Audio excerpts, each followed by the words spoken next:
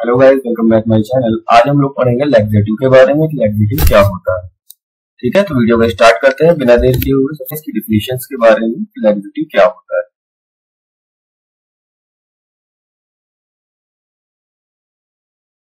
क्या डेफिनेशन देखते हैं इसकी लैक्सेटिव की। क्या होता है, लिखा है laxative any drug use in the treatment of constipation to promote the evacuation of faeces, okay, oh sorry, feces. Laxative produce their effect by the several mechanisms. The four main type of laxative include saline purgative, facial softness, contact purgative and bulk laxative. ठीक है, laxative एक ऐसी drugs होती है या एक ऐसी दवा होती है जो ट्रीटमेंट के लिए इस्तेमाल की जाती है। किसके ट्रीटमेंट के लिए? कॉन्स्टिपेशन के लिए। अब कॉन्स्टिपेशन क्या होता है? कॉन्स्टिपेशन को समझना जरूरी है थोड़ा सा यहाँ पर कि कॉन्स्टिपेशन वो कंडीशन हो जाती है कि जब स्टूल जो होता है बॉडी का, मतलब कह दो कि फूड्स जो हम इम्प्रॉपर डाइजेशन हो जाना, जिसकी वजह से क्या होता है कि इंसान सुबह के टाइम पे जब फ्रेश होने के लिए जाता है तो पूरी तरीके से फ्रेश नहीं हो पाता, उसको 2 से 3 बार उसको फ्रेश होने के लिए जाना पड़ता है। ठीक है, तो ऐसी कोई किसी के साथ कंडीशन है तो वहां पर अगर कोई ऐसी मेडिसिन दी जा रही है जो लैक्सेटिव कैटेगरी की है तो वो क्या करती है, उसको कॉन्स्टिपेशन को ठीक करती है। कॉन्स्टिपेशन को ठीक करने की वजह से क्या होता है कि इवैक्यूएशन जो होता है उसको फेसेस का वो इजिली एक्सप्लेन आउट हो जाता है। फेसेस का मतलब होता है जो वेस्ट मटेरियल है बॉडी का, जो हम लोग खाना खाते हैं उसका वेस्टेज मटेरियल है, वो एनस के जरिए से लैट्रिन के रूप में बाहर निकल जाता है। ठीक है, अब इसमें देखो एक चीज और लिखी है, laxative produce their effect by several mechanism. Laxative जो इफेक्ट प्रोड्यूस करते हैं कॉन्स्टिपेशन को ठीक करने का, वो अलग अलग मैकेनिज्म के जरिए से करते हैं। इसमें मैकेनिज्म के बारे में बात नहीं हो रही है, सिर्फ ये बताया जा रहा है कि लैक्सेटिव जो काम करते हैं वो अलग अलग मैकेनिज्म से। अब इसमें समझ लेते हैं कि लैक्सेटिव होते कितने टाइप के। लिखा है the 4 main type of laxative include. Laxative कितने टाइप के होते हैं? जनरली 4 टाइप के लैक्सेटिव होते हैं, जिसमें पहला टाइप है इसका सलाइन पर्गेटिव, दूसरा है फेशियल सॉफ्टनर, तीसरा है कॉन्टैक्ट पर्गेटिव, चौथा है इसका बल्क लैक्सेटिव। ठीक, पहला सलाइन पर्गेटिव। कुछ सलाइन का मतलब समझ लो कुछ ऐसे लिक्विड होंगे जिनको पेशेंट को पिलाने से या पेशेंट को इंटेक कराने से जो उसका क्या नाम है कॉन्स्टिपेशन की प्रॉब्लम हो इजिली ठीक हो जाती है। ये लिक्विड फॉर्म पे होते हैं। फेशियल सॉफ्टनेस कुछ ऐसे एजेंट होते हैं जो कि जो स्टूल्स होता है, जिसको टॉयलेट कहा जाता है, उसको सॉफ्ट कर देते हैं। कई मरतबा क्या होता है कि प्रेग्नेंट वुमेन में, या कई मरतबा क्या होता है कि छोटे बच्चों में पॉटी उनकी टाइट हो जाती है, उसकी वजह से वो पास आउट नहीं होती जल्दी से। जब पास आउट नहीं होती तो कुछ ऐसे पर्जेटिव होते हैं जिनको देने के बाद वो जो स्टूल्स को सॉफ्ट कर देते हैं। तो उनमें कुछ ऐसे सॉफ्टनर आते हैं जिसका नाम कभी सुना होगा, क्या नाम उसमें, लैक्टोलोज का नाम सुना होगा, लैक्टोलोज मोनोहाइड्रेट। लैक्टोलोज के नाम से सिरप भी आती है। लैक्टोलोज क्या है? सुक्रोज का भी एक फॉर्म है लैक्टोज। ठीक है, तो वहां पर ये करती क्या है कि वाटर के कंटेंट को बढ़ा देती है इंटेस्टाइन के अंदर जाने के बाद, जिसकी वजह से क्या होता है स्टूल सॉफ्ट हो जाता है, वो उसको बाहर बॉडी से बाहर कर देता है इजीली सॉफ्ट होने की वजह से। तीसरी कंडीशन है इसमें कॉन्टैक्ट पर्गेटिव। ठीक है, कॉन्टैक्ट पर्गेटिव। चौथी है इसमें बल्क लैक्सेटिव। बल्क का मतलब ये होता है कि जिसमें कई मतलब जैसे ऐसे एजेंट आते हैं जैसे ईसाबगोल हस्क नाम सुना होगा, तो वो उसको पानी में डालते क्या होता है, वो स्वेलअप हो जाता है। थोड़ा सा चम्मच डालो तो उसको जैसे पानी के कांटेक्ट में आता है वो स्वेलअप हो जाता है। तो ऐसे भी एजेंट्स हैं कि जिनकी कंडीशन ये होती है कि स्टमक में जाने के बाद इंटेस्टाइन में, कहते नहीं ना कि इंटेस्टाइन साफ नहीं है, पेट साफ नहीं हो रहा, तो वो कंडीशन उनकी ये रहती है कि वो वाटर के कांटेक्ट में आने के बाद या मिल्क के कांटेक्ट में आने के बाद वो क्या करते हैं, स्वेलअप कर जाते हैं, उनकी कंडीशन को बढ़ा देते हैं, बल्किनेस को, जिसकी वजह से वो इजिली जो वेस्ट मटेरियल होता है उसको बॉडी से बाहर कर देते हैं। कुछ होते हैं कैस्टर ऑयल। कैस्टर ऑयल क्या करते हैं, लिक्विडिटी का काम करते हैं, तो ये उसके वजह से उसको बाहर कर देते हैं। अब यूज क्या होते हैं, ठीक है, बाकी एग्जांपल देख सकते हो। पहले एग्जांपल एलोय होता है, कैस्टर ऑयल होता है, ईसाबगोल हस्क होता है, सेना होता है। तो ये 4-5 इनके एग्जांपल हैं। यूजेस क्या होते हैं, लैक्सेटिव को क्या यूज है, कैसे इसका आज के टाइम पे यूज किया जा रहा है। तो जैसे पहला यूज ये बता रहा था कि कॉन्स्टिपेशन को ट्रीट करते हैं। दूसरा क्या कर रहा था, स्टूल के बल्कीनेस को बढ़ा रहा था, मतलब मतलब साइज ज्यादा कर दे रहा था, स्टूल कम है और इसकी वजह से पेट खाया इंसान ने थोड़ा सा, तो पॉटी नहीं साफ होती, इसकी वजह से भी दिक्कत होती है। स्टूल की जब साइज बढ़ जाता है जिसकी वजह से पॉटी साफ होती है। And effect the help in cause movement of the intestine. एक वजह ये भी रहती है कि इंटेस्टाइन की मूवमेंट भी जो है वो गड़बड़ हो जाती है, उस मूवमेंट को भी इफेक्ट प्रोड्यूस करना। कुछ ऐसे एजेंट होते हैं जो उसके इंटेस्टाइन की आंत के जो मूवमेंट होता है, प्राइमरी टाइम सेकेंडरी टाइम जो वेव्स आती है, उस वेव के मूवमेंट को भी ठीक करता है ये। ठीक, तीसरा इसमें चीज है, it also work by increasing the amount of water in the stool.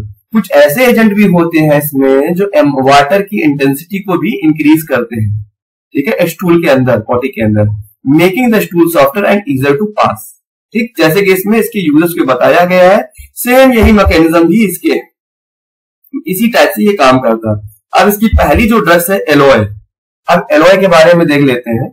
Alloy, अब एलॉय मतलब, एलॉय का मतलब तो एलॉय होता है, लेकिन इसके कुछ सिनोनिम्स भी होते हैं। जैसे पहला सिनोनिम्स है इसका, जिसको कुमारी कहा जाता है, दूसरा है मुसाबार कहा जाता है, तीसरा है एलोवीरा भी, इसको पूरा फुल फॉर्म एलोवीरा भी कहा जाता है। एलॉय मतलब एलोवीरा। ठीक, अब इसका बायोलॉजिकल सोर्स, इसमें बायोलॉजिकल सोर्स का बहुत बड़ा रोल होता है कि किसी भी प्लांट का सोर्स क्या होता है, क्या चीज हम एलॉय का यूज में लाते हैं। तो लिखा है dried latex of leave of it. क्या लिखा है? Dried latex of leave. Leave का सूखा हुआ लेटेक्स जो है वो यूज में लाया जाता है, यही इसका बायोलॉजिकल सोर्स है, किसका? एलोवेरा का। तो पत्ती का उसका लेटेक्स मटेरियल होता है, उसको ड्राई कराया जाता है और उससे उसकी मेडिसिन तैयार की जाती है। आगे इसमें देखो लिखा हुआ है, it also known as the curacao aloe, cape aloe, ठीक है, सोकोट्राइन एलॉय। तो इसके नाम से भी एलॉय को या एलोवेरा को जाना जाता है। अब ये किस परिवार से बिलोंग करता है? कई मरतबा ये भी चीज सुनी होगी कि एलोवेरा या एलॉय जो होता है, एक होता है खाने वाला, एक होता है लगाने वाला, ठीक है ना। गांव में और लोग जगह पे, ऐसी जगह पे ऐसे लोग बात करते हैं। तो खाने वाले, और इससे क्या मतलब होता है कि उसकी एक स्पेसिफिक उस परिवार के अंदर, उसकी फैमिली के अंदर एक कैटेगरी बना दी गई है कि ये क्या होता है, ये कहीं ना कहीं हार्मफुल इफेक्ट रहता है। तो जो हार्मफुल इफेक्ट होगा, अगर हम ओरल रूट से अगर उसको खा रहे हैं तो उसको अलग कर दिया गया है, फैमिली से हटा दिया गया है, या अलग नाम से उसको डिनोटेड कर दिया जाता है कि ये जो कैटेगरी है ये सिर्फ खाने के लिए है, ये स्किन में अप्लाई करने के लिए, या ये दोनों चीज के लिए कर सकते हैं। तो ये चीज बता दी जाती है उसमें, ठीक है। यहाँ पर क्या करें, it belong to the family. कौन सी फैमिली इसकी? लिलिएसी फैमिली, ठीक है। इसके परिवार का क्या नाम है? लिलिएसी। तो बायोलॉजिकल सोर्स में इसका क्या कहा जाता है? एलॉय बार्बाडेंटिस भी कहा जाता है। साथ में इसका कौन सा पार्ट यूज करते हैं? ड्राइड लेटेक्स ऑफ लीव, इसको कुराकाओ एलॉय कहा जाता है, सोकोट्राइन एलॉय भी कहते हैं। इसकी फैमिली होती है लिलिएसी। अब आ जाओ केमिकल कॉन्स्टिट्यूएंट्स। किसी भी ड्रग्स के अंदर उसका मेन पार्ट जो होता है वो उसमें पाया जाने वाला केमिकल होता है, जिसकी वजह से पेशेंट को क्या मिलता है? रिलीफ मिलता है या थेरेपेटिक इफेक्ट मिलता है। तो ये चीज का भी बहुत इंपॉर्टेंट रोल होता है। अगर उस कंपाउंड के अंदर केमिकल, जो कंपाउंड थेरेपेटिक इफेक्ट रखता है, अगर वो किसी भी ड्रग्स के अंदर नहीं होगा तो पेशेंट को उसकी वजह से अगर रिलीफ मिल रहा था, अगर वो नहीं पाया जाएगा तो उससे रिलीफ नहीं मिलेगा, वो मेडिसिन फिर वेस्ट हो जाएगी। तो केमिकल कॉन्स्टिट्यूएंट देखते हैं एलोवेरा में क्या क्या पाया जाता है, कौन कौन से केमिकल्स होते हैं। इसमें लिखा है the most important constituents of aloe are 3 isomers of aloins. इसमें एलोए में एलोए के 3 आइसोमर्स होते हैं। आइसोमर्स का मतलब होता है एक ही केमिकल के 3 अलग अलग एंगल से बनने वाले स्ट्रक्चर, जो केमिकल कंपाउंड की परिभाषा में अगर कहा जाए, ठीक है ना, 3 अलग अलग टाइप से बनने वाले उनके स्ट्रक्चर्स, उन्हीं को आइसोमर्स कहा जाता है, ठीक है। अब उसमें एलोइंस, ठीक, पहला एलोइंस है, दूसरा बार्बोलिन है, तीसरा बीटा बार्बोलिन है, जो चौथा है इसमें आइसोबार्बाबोलिन है, ठीक है, विच कॉन्स्टिट्यूएंट द सो-कॉल्ड क्रिस्टलाइन, जिसके कॉन्स्टिट्यूएंट्स को हम लोग क्या कहा जाता है? क्रिस्टलाइन एलोइन कहा जाता है। Present in the drug at the form of 10 to 30%। इसमें ड्रग जो होती है 10 से 30% प्रेजेंट रहती है। अदर कॉन्स्टिट्यूएंट्स मतलब इसमें दूसरा कंपाउंड होता है, उसको हम लोग क्या कहते हैं, अमॉर्फस एलॉइन कहा जाता है।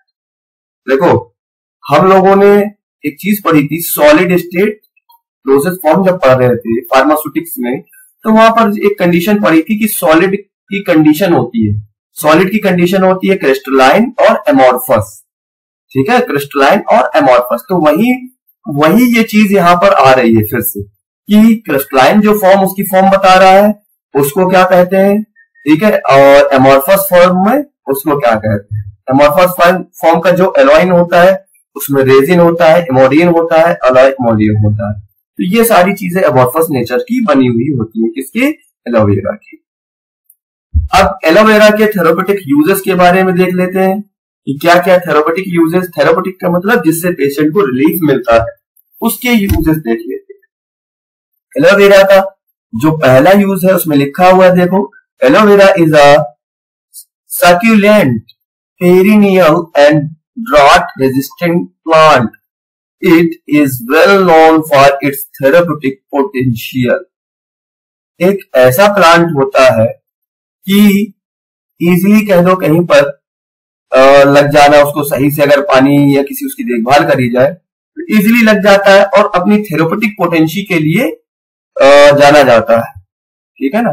और बहुत सारे पर्पस होते हैं थेरेप्यूटिक में, इसमें कोई एक सिंगल पर्पस नहीं, स्किन के लिए, जेल के फॉर्म में, बालों के लिए, खाने के लिए, बहुत सारी स्टमक डिजीज के लिए, तमाम टाइप की डिजीज के लिए एलोवेरा को यूज में लाया जाता है। और नॉर्मली मोस्टली हर जगह पाया जाता है, ये प्लांट इजीली लोगों के घरों में पाया जाता है, ठीक। नेक्स्ट पॉइंट देखो, a number of beneficial effect of aloe vera have been reported. हमने जो बात बताई अभी तुम्हें कि एलोवेरा के बहुत सारे बेनिफिशियल या फायदेमंद इफेक्ट जो है रिपोर्ट किए जा चुके हैं, पहचान किया जा सकता है, जिसमें पहला है इम्यूनोमोड्यूलेटरी। मॉड्यूलेटरी का मतलब जो मॉड्यूल, इम्यूनोमोड्यूलेटरी मतलब इम्यून सिस्टम को थोड़ा सा मॉड्यूलेट कर दे या मॉडिफाई करने की टेंडेंसी रखता, ऐसा एजेंट जो इम्यून सिस्टम को मॉडिफाई करने की टेंडेंसी रखता है उसको इम्यूनोमोड्यूलेटरी कहा जाता है। दूसरा देखो, wound and burn healing. Wound का मतलब घाव हो जाए, बर्न का मतलब कहीं पर जल जाए इंसान, तो वहां पर भी एलोवेरा लगा दो आप, जल्दी से हीलिंग हो जाएगी, भर जाएगा। हाइपोग्लाइसेमिक, हाइपोग्लाइसेमिक मतलब शुगर के लेवल को कम करने वाला भी एजेंट है ये, डायबिटीक वाले मरीज के लिए भी फायदेमंद होता है। तीसरा देखो इसमें, चौथा anti cancer, anti cancer agent भी होता है। चौथा इसमें पांचवा है गैस्ट्रोप्रोटेक्टिव। गैस्ट्रोप्रोटेक्टिव का मतलब स्टमक में किसी की गैस ज्यादा बनती है उससे भी रिलीफ करता है। फिर है उसके बाद एंटी फंगल एजेंट है, फिर एंटी इंफ्लामेटरी प्रॉपर्टीज है, उसके बाद एंटीऑक्सीडेंट प्रॉपर्टीज है। तो मतलब डिफरेंट टाइप की इसमें प्रॉपर्टीज पाई जाती है किसके अंदर, एलोवेरा की।